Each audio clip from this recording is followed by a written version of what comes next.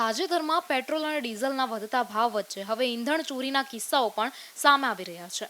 સુરત જિલ્લાના કડોદરા વિસ્તારમાં સુરત ગ્રામ્ય એલસીબી પોલીસે પેટ્રોલ અને ડીઝલ ચોરી કરતા ગેરકાયદેસર નેટવર્કનો પર્દાફાશ કર્યો છે.